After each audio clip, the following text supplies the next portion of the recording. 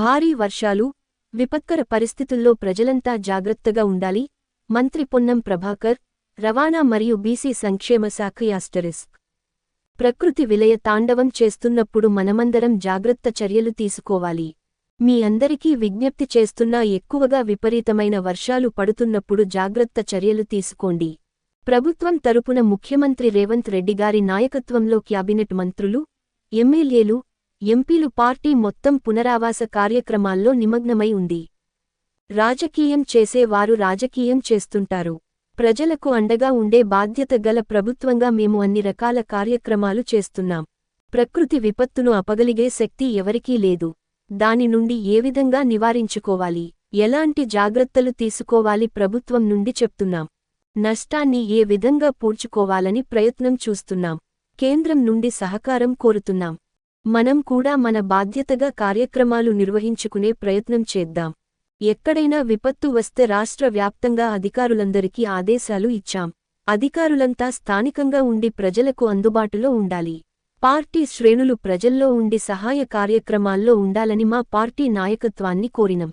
మేము కూడా నియోజకవర్గాల్లో ఎక్కడ కూడా ప్రజలకు ఇబ్బందులు లేకుండా పర్యవేక్షిస్తున్నాం. ప్రభుత్వం చేయడమే కాదు, ఇలాంటి విపత్కర పరిస్థితుల్లో ప్రజలు ప్రభుత్వానికి అండగా ఉంటూ సహకారాలు అందించాలి. ప్రజా పాలనలో ఈ ప్రభుత్వం మీ అందరికీ అండగా ఉంటుందని మాట ఇస్తున్నా.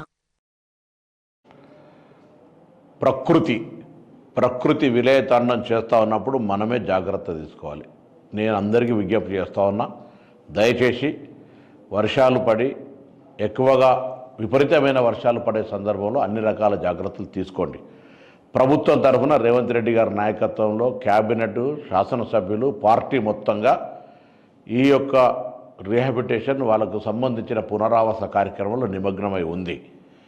రాజకీయాలు చేసేవాళ్ళు రాజకీయాలు చేస్తూ ఉంటారు, కానీ ప్రజలకు అండగా ఉండే బాధ్యత గల ప్రభుత్వంగా మేము అన్ని రకాల కార్యక్రమాలు చేస్తూ ఉన్నాం. ప్రకృతి విపత్తును ఆపగలిగే శక్తి ఎవరికీ లేదు.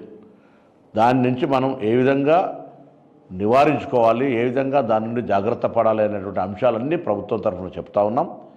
నష్టానికి సంబంధించి ఏ విధంగా పూడ్చుకోవాలో ప్రయత్నం చేస్తూ ఉన్నాం. కేంద్రాన్ని కూడా సహకారం అడుగుతా ఉన్నాం. మనం కూడా మన బాధ్యతగా మన కార్యక్రమాలు నిర్వహించుకునే ప్రయత్నం చేద్దాం. మీరు కూడా ఏదైనా ఎక్కడైనా ఇమీడియట్గా విపత్తు వస్తే అధికారులందరికీ రాష్ట్ర వ్యాప్తంగా ఆదేశాలు ఇచ్చాం. ఎక్కడి వాళ్ళు అక్కడ స్థానికంగా ఉండి ప్రజలకు అందుబాటులో ఉండాలని మా పార్టీ నాయకత్వాన్ని కూడా కోరినాం. మేము కూడా నియోజకవర్గాల లోపల ఎక్కడ ప్రజలకు ఇబ్బంది లేకుండా అన్ని రకాల అబ్జర్వేషన్స్ జరుగుతూ ఉంది. దయచేసి ప్రజల సహకారం అవసరాలు, ప్రభుత్వం ఒకటే చేయడం అనేటువంటిది కాదు.